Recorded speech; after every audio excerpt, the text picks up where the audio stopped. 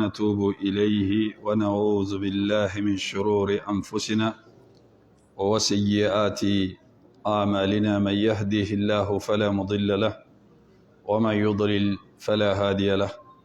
وأشهد أن لا إله إلا الله وحده لا شريك له، وأشهد أن محمدا عبده ورسوله. يا أيها الذين آمنوا اتقوا الله حق تقاته ولا تموتن إلا وأنتم مسلمون. يا أيها الناس اتقوا ربكم الذي خلقكم من نفس واحدة وخلق منها زوجها وبث منهما رجالا كثيرا ونساء، واتقوا الله الذي تساءلون به والأرحام إن الله كان عليكم رقيبا. يا أيها الذين آمنوا اتقوا الله وقولوا قولا سديدا يصلح لكم أعمالكم ويغفر لكم ذنوبكم، ومن يطع الله ورسوله فقد فاز فوزا عظيما. وأما بعد فإن أصدق الحديث كتاب الله، وخير الهدي هدي محمد صلى الله عليه وسلم، وشر الأمور محدثاتها وكل محدثة بدعة وكل بدعة ضلالة وكل ضلالة في النار. وبعد، الرحمن على العرش استوى كما أخبر، وعلى الوجه الذي أراد، وبالمعنى الذي قال، وبالكيف الذي هو أعلم، وما قدر الله حق قدره، والأرض جميعا قبضته يوم القيامة، والسماوات مطويات بيمينه سبحانه وتعالى عما يشركون. وقالوا اتخذ الله ولدا، سبحانه بل له ما في السماوات والأرض كل له قانتون. بديع السماوات والأرض وإذا قضى أمرا فإنما يقول له كن فيكون، ليس كمثله شيء وهو السميع البصير. لا ينام الله تبارك وتعالى ولا ينبغي له أن ينام، بيده القسط يرفع ويخفض، حجابه نور لو كشفه عن وجهه لأحرقت سبحات وجهه ما انتهى إليه بصره من خلقه، وقد انتهى بصره إلى كل شيء من خلقه، وله المثل الأعلى في السماوات والأرض، وهو العزيز الحكيم. وهو الذي في السماء إله وفي الأرض إله، وهو العليم الحكيم. وله المثل الأعلى في السماوات والأرض وهو العزيز الحكيم. علم ما كان وعلم ما يكون وعلم ما لا يكون، لو كان كيف كان يكون، ولا يحيطون به علمه، ولا يحيطون بشيء من علمه إلا بما شاء، وسع كرسيه السماوات والأرض ولا يؤوده حفظهما وهو العلي العظيم.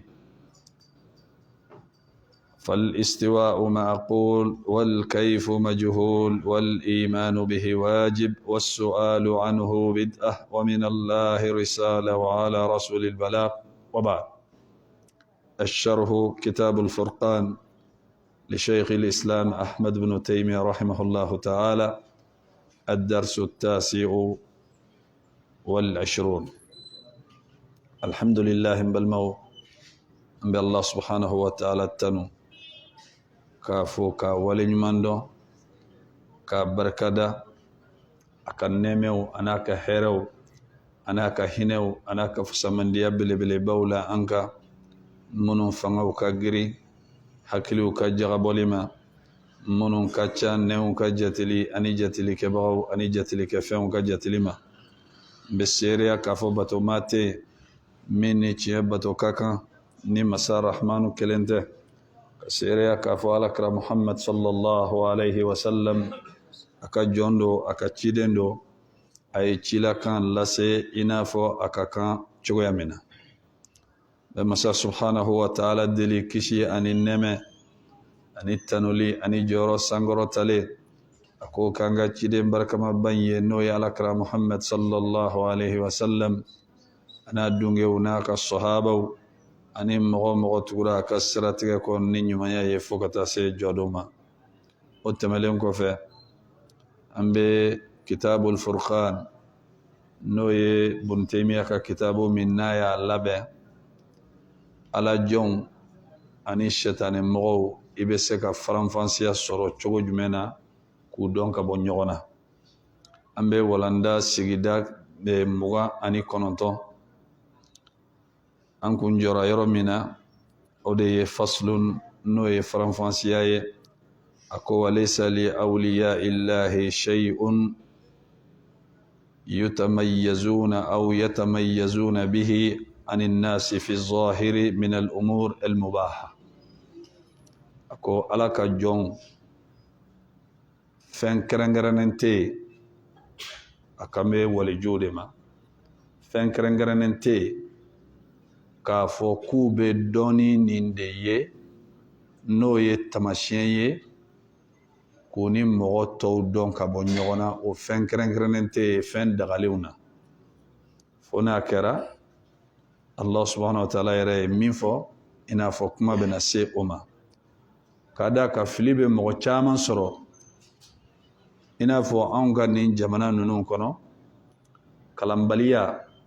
ani faamuyabaliya o ka ca o bɛ fɛn caman kɛ fɛn dɔ ye ka sɔrɔ o tɛ diinɛ ko tɛ kunfɛ ko ye dalilu don kabini kuranɛ kɔnɔ ani hadisa kɔnɔ. Ni fɛn fɛn nana ka kɛ fɛn ye ka sɔrɔ min ye diinɛ ko ye dalilu t'a ka kuranɛ ni hadisa kɔnɔ minɛli tɛ se ka kɛ n'a ye baara tɛ se ka kɛ n'a ye munna ka da kan maa tɛ se ka fɛn bila ala ka diinɛ la ala yɛrɛ m'a kɛ cogoya min na. Ala ka diinɛ sariya b'a yɛrɛ de bolo a ka d'a ye a ka bato cogo min ale de b'o fɔ. Tamasiyɛn minnu bɛ ala jɔnw ni sɛtanɛ mɔgɔw bɔ ɲɔgɔn na o bɛ ɲɛfɔ kuranɛ kɔnɔ ani hadisa kɔnɔna la. O tɛmɛlen kɔfɛ nin min filɛ nin ye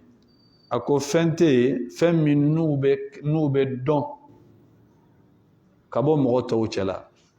O kɔrɔ tɛ ko tamasiyɛnw tɛ yen tamasiyɛnw bɛ yen mɛ a kan bɛ fɛn minnu n'u dagalen don. Masalan an ka jamana kɔnɔ sisan ni kɔlɔsi b'i bolo kuma bɛɛ i bɛ jate mun ye i bɛ jate silamɛ de ye surtout ni maa min yɛrɛ ka kɔlɔsi lamaga yɛrɛ ka ca o tɛ bon nin tɛ diinɛ tamasiyɛn ye o. Kɔlɔsi ye fɛn min ye dɔrɔn jatelikɛlan dɔrɔn de don a tɛ se ka foyi fara i ka silamɛya kan i n'a fɔ a tɛ se ka foyi bɔ a la. Kuma dɔw la a bɛ se ka kɛ tiɲɛni yɛrɛ i ka silamɛya ma n'a y'a sɔrɔ i y'a labaara cogo la minnu ni silamɛya tɛ jɛn n'a ye. Bon n'i ye dɔw ɲininka karamɔgɔ bɛ wurudi kɛ ni kɔlɔsi min ye n'i y'o sɔrɔ k'o mun i ɲɛ la i ɲɛda la i ye barika sɔrɔ i ma barika sɔrɔ. Kɔlɔsi barika fɛn tɛ o. Kɔlɔsi b'i n'a fɔ bɛlɛ tɔmɔlen de ka wo bɔ a la ka jurukisɛ don a la k'a sɔgɔ. N'i b'i ka jate kɛ i b'i ka jate kɛ. Kɔlɔsi ni calcul machine bɛɛ de ye kelen. A kana kɛ mɔgɔ ɲɛna ko kɔlɔsi jɔyɔrɔ dɔ de b'a la silamɛya la jɔyɔrɔ foyi tɛ kɔlɔsi la silamɛya la. Jɔyɔrɔ min bɛ kɔlɔsi la silamɛya la o ye de dɔrɔn ka jate bɔ n'a ye. I b'a sɔrɔ mɔgɔ dɔ bɛ yen n'i ko i bɛ jate kɛ n'i bolo ye i bɛ fili. Bon fɛn min don urdi dɔw ni alakira ye minnu fɔ seli kɔfɛ sallallahu alaihi wasallam fɛn man ka fara olu kan i man k'a jɛ fɛnɛ. A dafalen de kan ka na subhanallahi 37 alhamdulillahi 37 allahu akbar 37 nacogo dɔ la allahu akbar 34. Bon nacogo wɛrɛ la 37 ye allahu akbar i bɛ kɛmɛlan kɛ la ilaha illallah wahdahu la sharika lahu lahul mulku wa lahul hamdu wa huwa ala kulli shay'in qadir. Mais bɛɛ tɛ se ka nin jate kɛ bolo la. Kuma dɔ la n'i ka teli i bɛ fili. Bon pour que ni i y'a jate in jɛ laɲini tɛ sɔrɔ dɛ. N'i tɛmɛna kan fɛnɛ laɲini tɛ sɔrɔ. Il faut que o de ka faamuya. A bɛ kɛ siɲɛ 100 de. I man k'a jɛ i man ka tɛmɛ a la. Laɲini min fɔra n'i ye kɛmɛ in kɛ i n'a fɔ ala ka ciden y'a fɔ cogo min sallallahu alaihi wasallam n'i ye subhanallahi kɛ 33 mɔgɔw bɛ tulonkɛ nin wurudi in na u t'a kɔrɔ dɔn u t'a nafa dɔn i bɛ mɔgɔw bɛ tila seli la dɔw b'u bolo yɛrɛ u b'a teliya ca a bɛ k'olu yɛrɛ kɔnɔ ko fɛn dɔ de dɔrɔn i kan k'a kɛ de dɔrɔn i ka tɛmɛ dɔw yɛrɛ bɛ kɔlɔsi ta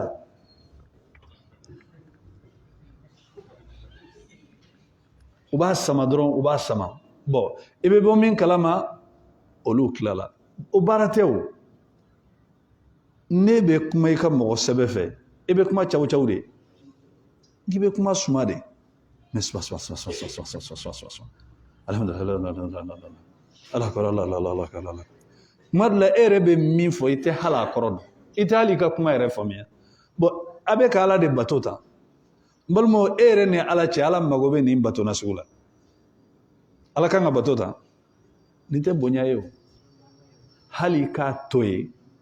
o ka fisa ni nin ye ka da kan nin ye baara fu de ye baara o baara a fɔra k'a ka kɛ cogo min na n'i m'a kɛ o cogo la ala kɛra ye mun fɔ sallallahu alaihi wa sallam man amila amalan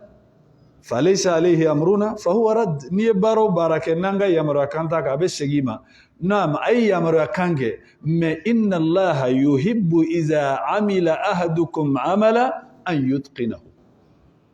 ala b'a fɛ n'aw dɔ la kelen ye baara o baara kɛ a k'a kɛ k'a ɲɛ bon baara kɛ k'a ɲɛ sara bɛ d'i ma n'i m'a kɛ k'a ɲɛ i bɛ se ka sara minɛ subhanallahi 33 alhamdulillahi 33 allahu akbar 33 k'a dafa ni la ilaha illallah ala kɛra ko sallallahu alaihi wasallam ko nin bɛ mɔgɔ ka jurumu yafa hali n'i ka jurumu bɛ i n'a fɔ kɔgɔji kan ka ɲɔgɔn e k'a jateminɛ tile kɔnɔ i bɛ nin kɛ siɲɛ 5 balimaw i ka jurumu ko fɛn bɛ to a la mais a bɛ kɛ a kɛcogo de la anw b'a sama cogo min na o tɛ dɛ i t'a kɛ k'a jɛ i tɛ tɛmɛ a la n'i y'a kɛ k'a jɛ ni fili bolo don ala tɛ wuli maa min n'a fili la ala bɛ se k'i ka sara d'i ma n'i tɛmɛna a kan o fana ye dansago ye a ma fɔ ko zikuru k'i man ka tɛmɛ 100 kan dɛ nka minnu fɔra ko 100 n'i ye nin kɛ a bɛ d'i ma ni dan kan ka kɛ ye ni i danna ye o y'i kelen ye ka ciden ladege n'i tɛmɛn'o kan o y'i kelen k'i ta fara a kan baara tiɲɛna i bolo bon kɔlɔsi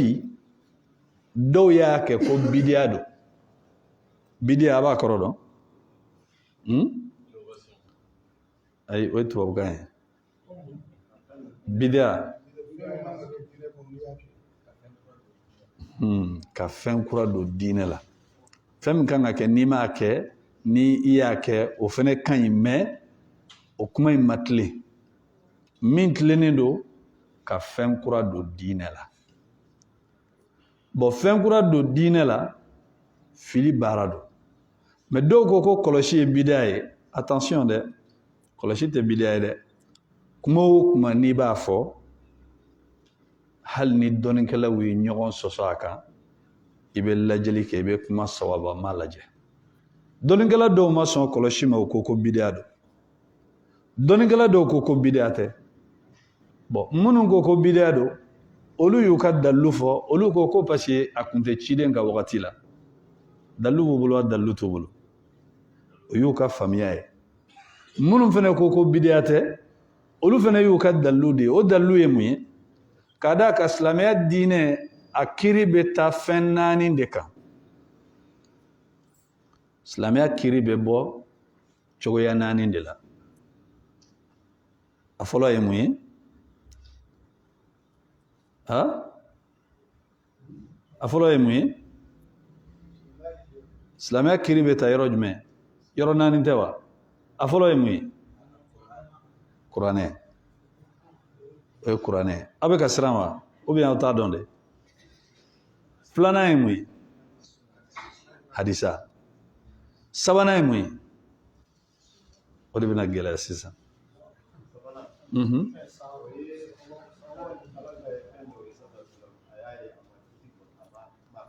o bɛɛ bɛ don hadisa kɔnɔ o bɛɛ bɛ don hadisa kɔnɔ o ye suna kɛcogo ye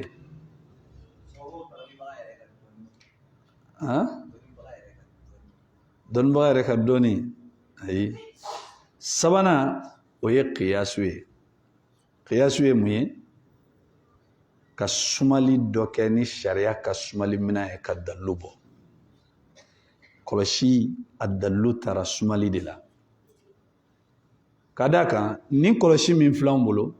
nin kun tɛ alakira ka wagati la sallallahu alaihi wasallam o y'o ye bon ni anw y'a ta a kan ka kɛ nɔ dɔ kan ka ye min b'a to ko a bɛ daga anw fana ka jate kɛ n'a ye alakira muso dɔ tun bɛ yen sallallahu alaihi wasallam n'a bɛ fɔ a ma ko Juwayrira hadisa kɛnɛma na a kun sigilen don sɔgɔma bɛlɛkisɛw b'a kɔrɔ a b'a ka subhanallahi kɛ a bɛ bɛlɛkisɛw ta a b'a ka jate bɔ n'a ye n'a ye subhanallahi kɛ a bɛ bɛlɛkisɛ dɔ ta a b'a bila a b'a ka jate bɔ n'a ye bon bɛlɛkisɛ in ta kun ye mun ye jate kɛli tɛ wa bon dɔ bɛ se k'a fɔ ko alakira ma nin ye sallallahu alaihi wasallam ni alakira m'a ye ala m'a ye wa bon ni alakira m'a ye ni ala ma alakira bila a k'a bali o kɔrɔ ko di a bɛ bɛn de parce que fɛn fɛn tɛ bɛn diinɛ la ala de ye alakira ci ni alakira ma min ye ala b'o ye o ni ala y'o ye n'a tɛ bɛn ala ka diinɛ la ala b'a fɔ nin bɛ yen a man kan ka kɛ donc kɔlɔsi tɛ bidiya ye kɔlɔsi jatelikɛlan don a bɛ don bidiyaya la wagati jumɛn n'a y'a sɔrɔ kɔlɔsi baarakɛbaga y'a jateminɛ ko kɔlɔsi bɛ barika dɔ de di mɔgɔ ma ko wali ko jɔyɔrɔ dɔ de b'a la diinɛ la n'i ma wurudi kɛ n'a ye o kɔrɔ k'i ka wurudi ma minɛ o yɔrɔ la kɔlɔsi bɛ kɛ bidiya ye mais n'a dabɔra jate dɔrɔn kama bidiya tɛ k'a d'a ka dalilu bɛ yen min y'a jira ko alakira muso ye jate bɔ ni bɛlɛkisɛ ye n'ale ye jate bɔ ni bɛlɛkisɛ ye ni nin y'anw fana ka jate bɔcogo ye a kɛra nin na sa o a kɛra mansini na sa o n'i b'i ka jate bɔ jate dɔrɔn kama baasi foyi t'a la mais o kɔrɔ tɛ ko jɔyɔrɔ dɔ de b'a la diinɛ kɔnɔna la mais min ka fisa o ye de k'a kɛ ni bolodenkɔniw ye parce que alakira y'o de fɔ sallallahu alaihi wasallam alakira yɛrɛ tun bɛ a ka subhanallahi kɛ ni a bolodenkɔni de a ko a ye ala ko fɔ ni aw bolodenkɔni ninnu ye a k'a dɔn ninnu bɛna kuma u bɛ seereya aw ye lahara u bɛ seereya aw ye lahara hakɛto dɛ diya dɛ voilà shukran donc u bɛ seereya aw ye lahara o la a dɔnna ko k'a fɔ ko kɔlɔsi ni maa dɔw y'a y'i bolo dɔrɔn u tɛ kuma i fɛ u b'a fɔ ko parce que ko bidiya don balimaw diinɛ in an k'a ɲɛɲini an k'a faamuya Sheikh Ibn Usaymin rahimahullahu ta'ala a ko bidiya tɛ a nana ni dalilu min ye o ye qiyasu de ye qiyasu fana ye silamɛya dalilu dɔ ye n'a bɛ taa o yɔrɔ la ne tɛ kɔlɔsi ta diyagoya tɛ mais mɔgɔ min ye kɔlɔsi ta e b'o tigilamɔgɔ kɛ bidiya mɔgɔ ye pourquoi ko parce que k'a ye kɔlɔsi ta a y'a ta kun min kama i b'a dɔn jate dɔrɔn don a banna n'a tigi y'a ta jate kama e bɛ se k'o tigilamɔgɔ kɛ bidiya mɔgɔ ye ko parce que ko sahabaw m'a kɛ la an ka ko ninnu faamuya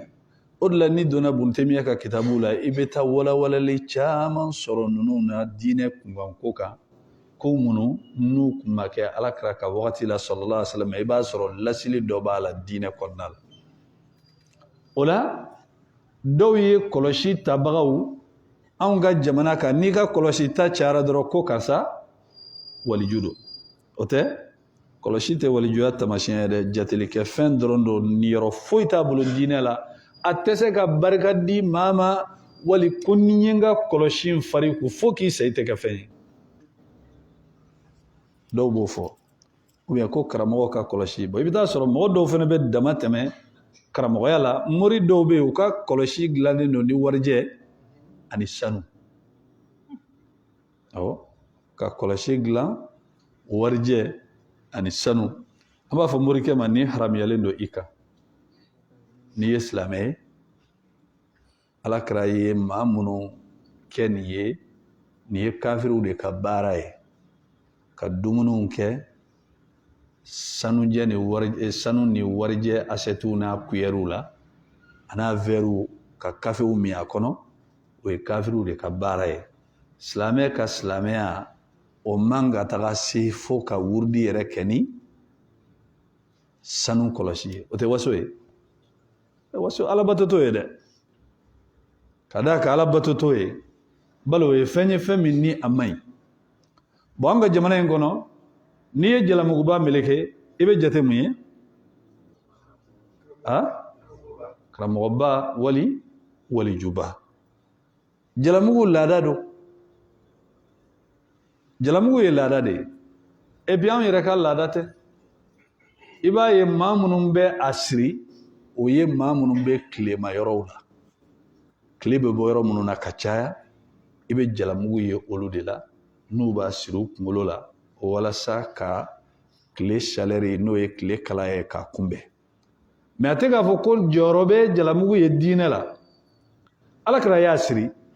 sallallahu alayhi wa sallam munna parce que alakira ka laada don a y'a sɔrɔ arabuw bɛ jalamugu de siri a ye taafe fana siri o y'u ka laada ye bon mɔgɔ bɛ se ka ninnu bɛɛ kɛ ko parce que alakira ko ka di n ye a y'a kɛ n fana b'a kɛ o tɛ baasi ye a y'a kɛ n fana b'a kɛ o tɛ baasi ye mais jalamugu sirili walijuya tamasiyɛn tɛ dɛ ayi walijuya tɛ dɔn n'o ye bon n'o tɛmɛna anw ka nin jamana ninnu kɔnɔ walijuya dɔw y'a kɛ bɔnsɔn ko ye jamu dɔw bɛ yen n'o fɔra ko aw ye waliju bɔnsɔnw ye kabini ala ka diɲɛ da waliju bɔnsɔn tɛ yen kɛwale o de bɛ mɔgɔ kɛ waliju ye jamu ko t'o la sigiyɔrɔ ko t'o la kabila ko t'o la danbe ko t'o la ala ye nin bɛɛ cɛ ka bɔ a ka diinɛ kɔnɔ fɛn fɛn danbe ye kabila ko tɔgɔ ko sigiyɔrɔ ko ala ma sɔn nin si ka nin yɔrɔ sɔrɔ a ka diinɛ kɔnɔ o de la alakira ko sallallahu alayhi wa sallam la fadla li arabiyin ala ajami a ko arabu man fisa mɔgɔ wɛrɛ ye min tɛ arabu ye mɔgɔ min fɛnɛ tɛ arabu ye e fɛnɛ man fisa ni arabu ye wala li abyad ala aswad wala li aswad ala abyad faragɛ i man fisa ni farafin ye farafin fɛnɛ man fisa ni farajɛ ye alfadlu bitaqwa Allah fisamandiya min b'a to aw bɛ fisa ni ɲɔgɔn ye ala fɛ ala y'a gulon fɛn kelen de la ala ɲɛ siranya ala ɲɛ siranya kullukum min adam wa adam li turab aw bɛɛ bɔra adama de la adama bɔra bɔgɔ de la ni maa min ko ne danbe ye waliju danbe ye ne fana bɛ se k'a fɔ ne yɛrɛ ye waliju den ye koyi an fa adama tɛ waliju de ye mɔgɔ mɔgɔ n'aw bolila ɲɔgɔn ye n'aw ye ɲɔgɔn gɛn ka ɲɔgɔn gɛn aw bɛ taa ɲɔgɔn sɔrɔ an fa adama kɛrɛfɛ o bɛɛ bɛ taa ɲɔgɔn sɔrɔ yen o la walijuya a dulonnen tɛ tamasiyɛn na ala ye walijuya dulon fɛn fila dɔrɔn de la el imanu wa taqwa limaniya ani ala ɲɛsiranya ala ye walijuya dulon nin fila de la bon nin fila kabila ko t'a la danbe ko t'a la joli ko t'a la bɔnsɔn ko t'a la ni bɔnsɔnya tun bɛ mɔgɔ kɛ waliju ye e tun tɛna sora kuturu sɔrɔ abu lahabi ka ala b'a danga k'a ka jahanamɛdenw fɔ a kɔnɔ kabila tɛ yen min ka fisa ni kurɛsi ye surtout bani hashimu ka fisa n'a bɛɛ ye abu lahabi ye mun ye bani hashimu tɛ mais a kisira wa ma kisi munna parce que a ma sɔn ka ala bato mɔgɔ bɛ se k'a fɔ ko abu lahabi ye waliju ye wa o de la alakira sallallahu alaihi wa sallam a wulila k'i jɔ a y'a ka mɔgɔ ye a ko ya bani abdimanaf a ko abdumanafu denw aw ye ala bato dɛ la ughni ankum min allahi shay'a ne tɛ se ka foyi ɲɛ aw ye ala yɔrɔ n tɛ se ka jɔ aw ni ala cɛ dɛ ya safiya amata rasulillahi sallallahu alaihi wa sallam safiya ala kira tɛnɛmuso ala bato koyi ne tɛ se ka foyi ɲɛ i ye a ko ya fatima binti rasulillah Fatima ne Muhammadu denmuso fɛn fɛn ka di ye diɲɛ fɛnw na n deli a la n'a se bɛ ɲɛ n b'a k'i ye mais Ala bato dɛ n'i ma Ala bato n tɛ se ka fɛn ɲɛ i ye dɛ n'i ma Ala bato n tɛ se ka fɛn ɲɛ i ye balimaw nin tɛmɛlen kɔfɛ o jɔnni b'a yɛrɛ nɛgɛn sa ko ne fa ye waliju ye ko an ka kabila maaba kabila don kabini an ka buruju walijuya b'a kɔnɔ ni burujuw kɛra waliju ye olu ka walijuya tɔnɔ b'u ye ne ma kɛ waliju ye a tɛ foyi ɲɛ i ye ni walijuya yɛrɛ kun ye k'a fɔ ko bɔnsɔn ko don n balimaw Allah subhanahu wa ta'ala ye Nuhu den minɛ k'a halaki k'a ɲɛfɔ Nuhu ɲɛna ni Nuhu alayhi salatu wa salam min ulil azmi kabini ciden jɔyɔrɔ belebelebatigi 5 min ni Ala y'u compter kuranɛ kɔnɔ a yɛrɛ woloden Ala y'a halaki Ala kelen k'a halaki a ye Ala deli halakili nana ale den dun tora a la Ala dun ko ni maa min ma don baton kɔnɔ e tɛ kisi ale dun den dun ka ko bɛ cogo di Ala y'a jaabiya ko innahu amalun ghayru salih i den kun tɛ baara ɲuman kɛ Nuhu baara ɲuman kɛla kun tɛ bon Nuhu joli tɛ wa balimaw nabi ɲuman woloden halakira yɔrɔ min na mɔgɔ b'i yɛrɛ nɛgɛ ko i mɔkɛ nabi ɲuman woloden kuturu halakira yɔrɔ min na est-ce que mɔgɔ b'i yɛrɛ nɛgɛ k'e buruju an ka diinɛ in faamuya koyi diinɛ in tɛ faciɲɛ ye danbe ko tɛ joli ko tɛ sigiyɔrɔ ko tɛ diinɛ in ye fɛn min ye baara de don baara de don Ala ye exemple bɛɛ di an ma ni ne kɔni ni maa ɲumanw bɛ ɲɔgɔn kɛrɛfɛ maa minnu b'u yɛrɛ nɛgɛ ni maa ɲuman kɛrɛfɛsigiw ye maa ɲuman kɛrɛfɛsigi ka ɲi n'i bɛ baara ɲuman de kɛ dɛ n'i b'a ladege a ka ɲuman kɛli la a bɛ nafa ɲɛ i ye sinon maa ɲuman bɛ tɛmɛ Ala ka cidenw kan wa Nuhu muso kɛra mun ye kafiri tɛ alayhi salatu wassalam Lutu muso kun ye mun ye kafiri tɛ alayhi salatu wassalam Ala y'olu ka jahanamɛ kɔnɔ denw fɔ k'a fɔ u ka don tasuma la ka fara jahanamɛ kɔnɔ denw kan kuranɛ kɔnɔna la olu cɛw yɛrɛ ye cidenw ye olu ma kisi e bɛ n'i yɛrɛ nɛgɛ ko parce que ko ne ni maa ɲumanw bɛ ɲɔgɔn kɛrɛfɛ wali i b'i meru i b'i sonsorow ye i b'u senw digidigi i b'u ka senkojiw min i b'u dajiw ta i b'a tereke i yɛrɛ la nabi ɲumanw musow ma kisi yɔrɔ min na i kan'i yɛrɛ faga diinɛ in ye baara ko de ye mɔgɔ si tɛ se ka jɔyɔrɔ di mɔgɔ ma Ala ka ko la Ala de ta y'a ka diinɛ ye ni place bɛ d'i ma Ala de bɛ jɔyɔrɔ d'i ma n'i bɛ kisi Ala de b'i kisi n'i bɛ taa ɲɛ Ala de b'i taa ɲɛ a kana k'i kɔnɔ ko mɔgɔ don dɛ ayi kisili tɛ maa si bolo ni Ala tɛ o de la i b'a ye Ala y'a ka kow kɛ k'a dan minnu ye kabakoma kow ye ni maa man k'i nɔrɔ mɔgɔ la i kan k'i nɔrɔ Ala de la kanu dan tɛ kulla ye nabi ɲumanya ni cidenya la mɔgɔ 2 pe de y'a sɔrɔ Ala ka danfɛnw bɛɛ lajɛlen na kanu jɔyɔrɔ laban danfɛn bɛɛ jinɛ ni adamaden ni mɛlɛkɛ maa si ma sɔrɔ fo mɔgɔ 2 Alakira Muhammad sallallahu alaihi wasallam ani Khalilullahi Ibrahim alayhi salatu wasalam o mɔgɔ 2 mais k'a lajɛ bani Nabiullahi Ibrahima fa a kɛra silamɛ est-ce que Ibrahima ni Ala ka teriya o sera ka fa in kisi munna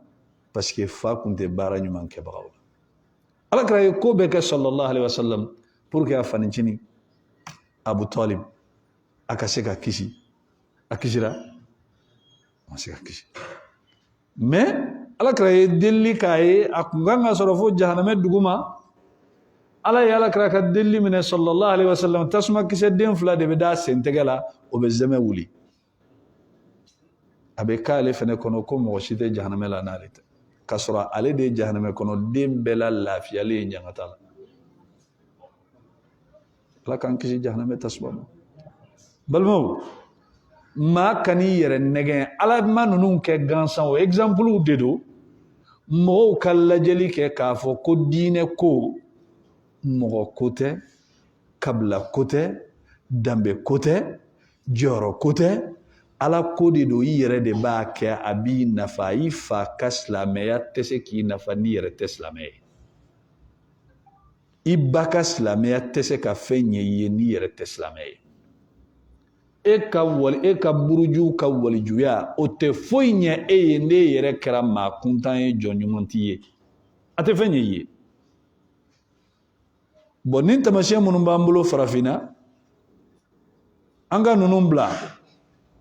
ala ye min fɔ an ye an ka minɛli kɛ n'o ye diinɛ ye baara de i bɛ jɔ ala bɛ jɔyɔrɔ d'i ma i bɛ siran ala ɲɛ ala b'i bonya a b'i kɛ waliju ye nka k'a fɔ n fa n ba ubiyɛn ne mɔkɛ ayi fɔlɔ an tun tɛ fɛn dɔn an tun bɛ nɔrɔ ninnu de la fo mɔgɔw tun bɛ taa burusiw kɔnɔ ka maaw nɛgɛ u bɛ na ni jamu dɔ ye karisa ye nin jamu ye waliju bɔnsɔn don a tɛ bɔ kɛ a tɛ ɲɛgɛnɛ kɛ awɔ o tun bɛ yen fɔlɔ maaw bɛ ko n'a ye duwawu k'i ye k'a ka duwawu bɛ minɛ i bɛ na a b'a bolo da i kun na k'a tɛ bɔ kɛ a tɛ ɲɛgɛnɛ kɛ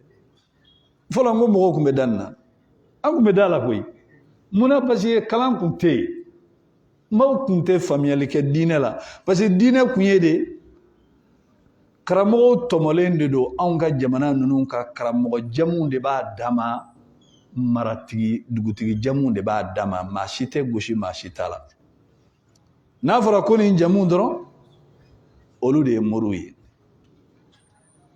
an bɛna don jamu na dɔɔnin nka a kana kɛ jamutigi kɔnɔ k'an bɛ k'i kiritigɛ dɛ nka maninkaw kɔni olu ye an denw ye u ko k'olu ye marabagaw ye k'olu ye marabagaw ye bon n'i kun ko sise ye mun ye manden mori manden sigi waati u ye sisew de kɛ moriw ye bon hali ni taara an ka burusiw kɔnɔ sisan jamu dɔw bɛ yen olu de ye moriw ye moriya tɛ di maa si ma ni olu tɛ bon jamu dɔw bɛ yen olu tɛ fɛn foyi kalan kitabu dɔ de bɛ kɛrɛnkɛrɛn olu ye u b'o kalan n'olu tilal'o kalan na dɔrɔn u b'a fɔ k'aw ka kalan banna yan aw b'a jɔ yan aw man ka fɛn wɛrɛ kalan ni nin tɛ est-ce que ala de ye nin fɔ wa mais faamuya de tun tɛ yen o faamuya de tun tɛ yen bon ni i kɛra marabaga ye minnu bɛ mara kɛ ko ni dugutigiden ye selisoran dɔ kaba k'a banna k'a man ka kalan ka tɛmɛ o kan a banna olu tɛ seli ni mɔgɔ ye olu bɛ seli mɔgɔw kɔfɛ de n'i sera yɔrɔ dɔ la dɔrɔn karamɔgɔ yɛrɛ b'a f'i ɲɛna ko aw ka dan yan aw man ka kalan ka tɛmɛ yan kan o de don bon sisan lakununi nana dugutigiw yɛrɛ u bɛ taa kalan kɛ fo saudiyaw la sisan u ye ko faamuya bon fɔlɔ nin de tun bɛ yen k'a sɔrɔ alakira yɛrɛ tɛ dugutigi de ye sallallahu alaihi wa sallam alakira ye mun ye dugutigi de tɛ mais mɔgɔw tun ma nin faamuya o makan marabagaw jɔnni don alakira kun don alakira ka kabilaw de don sallallahu alaihi wa sallam mais jɔnni ye mori ye alakira de tɛ mori ye n'an ko mori an ka tɛ mori baarakɛla ma dɛ mori kɔrɔ ye de ko karamɔgɔ diinɛ karamɔgɔ bamanankan na a bɛ fɔ o de ma ko mori bon n'a kɛra tiɲɛnikɛla ye u b'a fɔ ko mori ganani ni ganani dara ka dɔrɔn o y'a bɔlen diinɛ baara kɔnɔna la sinon mori o de ye karamɔgɔ ye a fila bɛ bɛn n'i ko karamɔgɔ a bɛ bɛn n'i ko mori a bɛ bɛn bon fɔlɔ nin cogoya kun don mais ninnu ye jatew ye o y'a sɔrɔ kalan ni faamuya ma développé mais i b'a sɔrɔ morilakaw olu bɛ se ka dugutigilakaw denmusow furu mais ni dugutigilakaw ye moriw ka denmuso ɲini u b'a fɔ o t'a di o kun tɛ wa o de kun don dɛ parce que olu kun dalen tɛ dugutigilakaw ka silamɛya la mais n'u ye ninnu denmuso ɲini u b'a fɔ bon kow kun tilalen don tan mais nin tilali cogo ye fili don n'an ye dugu sigi aw ye dugutigiw ye baasi t'o la aw ye alimamiw ye baasi t'o la aw ye seliwelelaw ye baasi t'o la hali nin bɛ magan yɛrɛ alakira sallallahu alaihi wa sallam magan sigilen kun don nin kan kan o magan sigilen kun don nin kan kan i b'a sɔrɔ magan mara a bɛ kabila damadɔw de kɔnɔ a tɛ bɔ kabilaw kɔnɔ kabini alakira tile sallallahu alaihi wasallam yani alakira kana a kun bɛ ten alakira nalen fɛnɛ sallallahu alaihi wasallam a y'a to ten alikaba tile a kun bɛ mara kabila dɔ de bolo n'olu tɛ mɔgɔ si t'a mara o de la o kɛlen ka magan dayɛlɛ alakira sallallahu alaihi wasallam o y'a sɔrɔ tile kun bɛ maa min bolo o kun tɛ silamɛ ye silamɛ kun tɛ alakira ye ali bila sallallahu alaihi wasallam ka taa tile minɛ ala kana alikaba dayɛlɛ u ye tile jagoya minɛ ala de u nana ka alikaba dayɛlɛ ka jo fɛn fɛn b'a kɔnɔ k'a bɛɛ kari 300 ani kɔ o kelen k'a bɛɛ kari ali natara radiyallahu ta'ala anhu tile in ka to ale bolo alakira ko ayi tile tigiya kun bɛ maa min bolo n'a taara minɛ a la a bɛ taa tile segin a ma silamɛ kun tɛ dɛ parce que Allah subhanahu wa ta'ala yɛrɛ de ye kuranɛ aya lajigin k'a fɔ inna allaha ya'murukum an tu'addu al-amanati ila ahliha aw ye danaya fɛn minnu minɛ a tigiw la a y'a lasegin u ma o kɔrɔ ko sigi in kɛcogo ka dugu sigi ni lahalaya ka tiɲɛni kana kɛ baasi tɛ ni baasi kun don ala kun t'a fɔ ko ka tile lasegin a ma kafiri kun don tile taara ka segin a ma u nalen u ye tile d'a ma a ko k'aw de nana ka ne diyagoya ka n da n disi kan ka tile diyagoya minɛ sisan aw bɛna tile di ne ma u ko ala de ko i ta ye tile ye an k'i ka tile lasegin ma a ko silamɛya bɛ tan de ashhadu an la ilaha illallah wa ashhadu anna muhammadan rasulullah a donna diinɛ la bon ka dugu sigi ka place di bɛɛ ma pour que an ka bɛn dugu sigi kan kan o tɛ baasi ye laada min n'a tɛ diinɛ tiɲɛ silamɛya m'o laada haramiya dɛ ayi laada minnu bɛ dankari diinɛ la silamɛya olu de la gosi bon o la fɔlɔ nin kun bɛ yen mais walijuya tamasiyɛn tɛ k'a fɔ ko donfini dama de b'a la n'i y'o donfini don e bɛ kɛ waliju ye n'i m'o donfini don e tɛ kɛ waliju ye ayi Allah subhanahu wa ta'ala yɛrɛ ye kuma ban kuranɛ aya dɔ la n'o ye suratul muzammil ye n'i taara ale aya 20 inna rabbaka ya'lam annaka taqumu min adna min thuluthay al-layli wa nisfahu wa thuluthahu wa ta'ifatun min allazina ma'ak والله يقدر الليل والنهار علم أن لن تحصوه فتاب عليكم فاقرأوا ما تيسر من القرآن علم أن سيكون منكم مرضى وآخرون يضربون في الأرض يبتغون من فضل الله وآخرون يقاتلون في سبيل الله فاقرأوا ما تيسر منه يا على ولجو يبسكت ولجو سرو كوميرساونا يبي ولجو سرو كوميرساونا ebe se ka taa waliju sɔrɔ minizew la ebe se ka taa waliju sɔrɔ numu na ebe se ka taa waliju sɔrɔ jihadukɛlaw la bon Allah subhanahu wa ta'ala nin kuranɛ aya in ala y'a yira k'a fɔ alakira sallallahu alaihi wasallam a bɛ maaw la nin bɛ kuma sufɛ seli kunkanko de kan mais an ka laɲini ye fɛn min ye Allah subhanahu wa ta'ala y'a yira k'a fɔ ko banabagatɔw b'a la minnu lafilen don i bɛ se ka waliju sɔrɔ banabagatɔ don mɔgɔ dɔw b'aw la olu bɛ dugumakolo kɔ kan u b'u garizigɛ ɲini commerçant don dɔw bɛ olu fana bɛ jihadu la bon o b'a yira ko walijuya maaw tun b'a kɛ min ye fɔlɔ o kun tɛ walijuya bɛ se ka sɔrɔ fan bɛɛ fɛ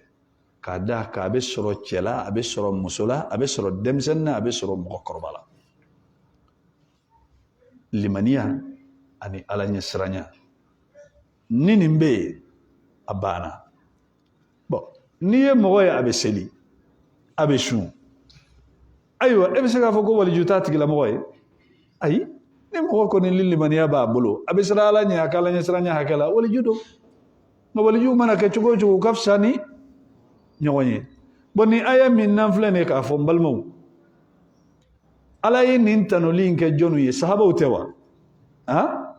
nka bi e bɛ kabako ye mɔgɔ minnu bɛ alakira ka sahabaw neni fo ka o kɛ taabolo ye balima an ka nin kuma ninnu jateminɛ dɛ alakira sallallahu alaihi wasallam ni mɔgɔ ye mɔgɔ ɲɛnama ye a nɔfɛmɔgɔw bɛ kɛ mun ye mɔgɔ ɲɛnamaw tɛ ni mɔgɔ ye mɔgɔ langolo ye a nɔfɛmɔgɔw bɛ kɛ mun ye n balimaw maa minnu bɛ abubakar neni ka umaru neni ka tila ka abubakar danga n'u tilala seli la ka tila ka umaru danga n'u tilala seli la e bɛ se k'a fɔ ko alakira tɛ mɔgɔ ɲɛnama ye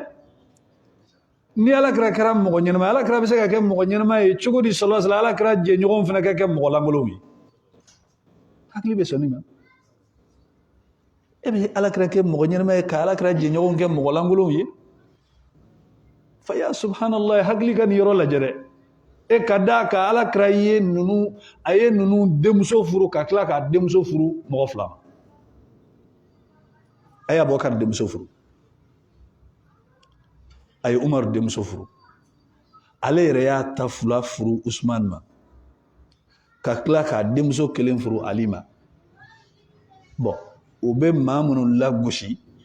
abubakar umar usman radiyallahu ta'ala anhum o bɛ ninnu de lagosi k'u neni n'aw ye alakira jɛɲɔgɔnw kɛ mɔgɔ langolow ye aw kana alakira ko fɔ aw da la tuguni dɛ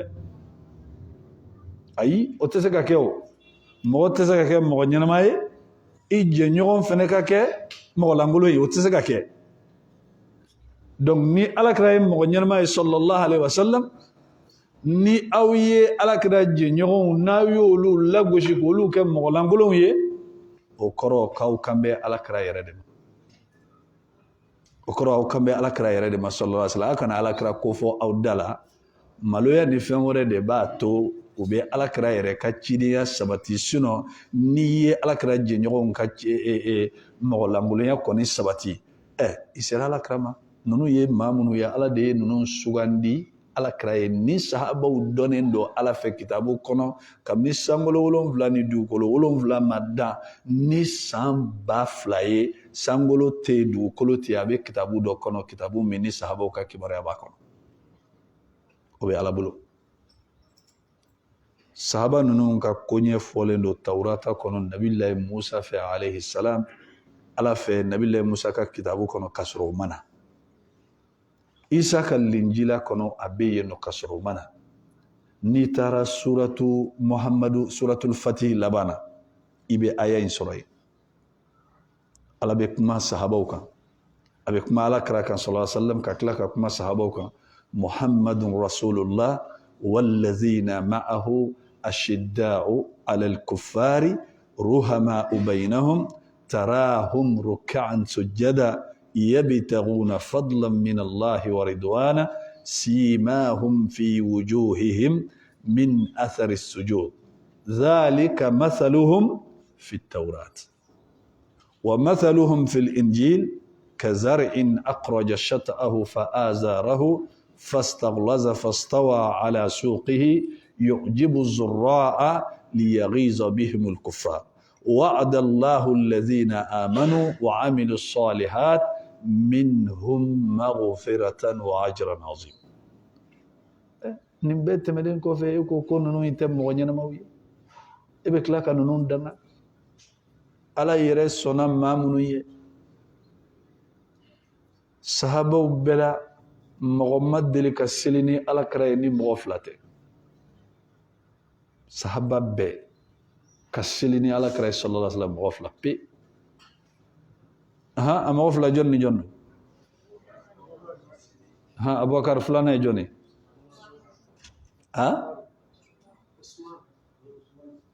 عثمان ناقو عثمان أبي دلو دي ده كم فكو دي ده جوني مغفلة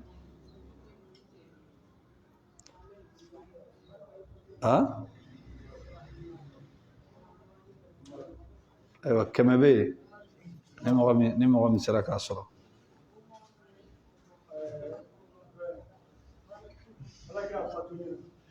aya fatulen dere ka sel ni alakira ye sallallahu alaihi wasallam alakira sella mɔgɔ minnu kɔfɛ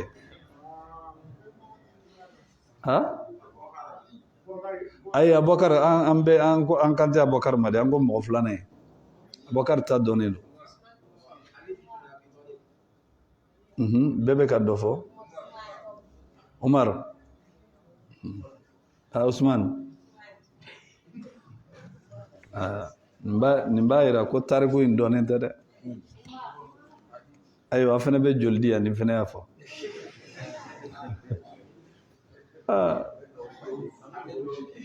ayiwa alhamdulillah o ka fisa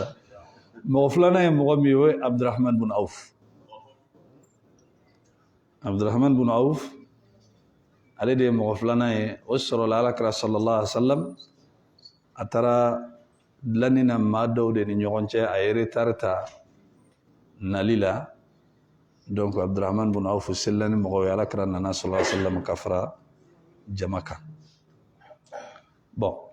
ni alakira sallallahu alaihi wasallam alakira yɛrɛ ka ɲɛnamaya la bana gɛlɛyalen a ye yamaruyali kɛ ko a y'a fɔ Abubakar ɲɛna k'a ka seli ni mɔgɔw ye ka sɔrɔ a ma fatu o bɛ mun yira nin tɛ yan Abubakar de bɛ bila nɔ la balimaw ala sɔnna mɔgɔ min ka kɛ alakira jɛɲɔgɔn ye kuluwo kɔnɔ fɔ ala b'a ta tɔgɔ ma idh yaqulu li sahibihi la tahzan inna allaha ma'ana waati min ni ala ka ciden ko a jɛɲɔgɔnkɛ ma dɔnnikɛlaw ko sahabaw bɛɛ ala ye maa kelen min ka sahabaya sɛbɛn kuranɛ kɔnɔ k'a ta a mankutu ma k'a ka sahabaya sabati o ye Abubakar ye mais o kɔrɔ tɛ ko tɔw ka sahabaya sabatilen tɛ dɛ mais k'a fɔ directi la ni a fɔra kuma in bɛɛ b'a dɔn a ɲɛsinnen tɛ mɔgɔ si ma ni Abubakar tɛ a ko a jɛɲɔgɔn ma i kana dusu kasi an bɛ nin yɔrɔ min na an kelen tɛ inna allaha ma'ana an ni ala bɛ fara an kan ninnu tɛ se ka s'an ma u tɛ se k'an ye bon nin fɔra Abubakar de ma aya kɛrɛnkɛrɛnnen wɛrɛ la kuranɛ kɔnɔ ala y'olu jigi Abubakar de kɔsɔn kɛrɛnkɛrɛnnenya la ani maa fila tɛ jɛ olu la hadisaw caman bɛ yen Abubakar kelen alakira bɛ kabako minnu fɔ a ka kow la sallallahu alaihi wasallam fɔ alakira tun b'a wele ko el atiku atiku kɔrɔ ala ye mɔgɔ min kan hɔrɔnya ka bɔ jahanamɛ tasuma la Abubakar y'a dɔn k'a ye jinɛ kɔnɔ den ka sɔrɔ a ma sa a b'o kalama mais o m'a to ko don kelen k'a seginna kɔfɛ k'a découragé la diinɛ baara la a ye courage ta mais mɔgɔ minnu bɛ na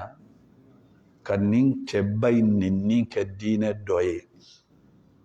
n'u tilala seli la ka tila k'a danga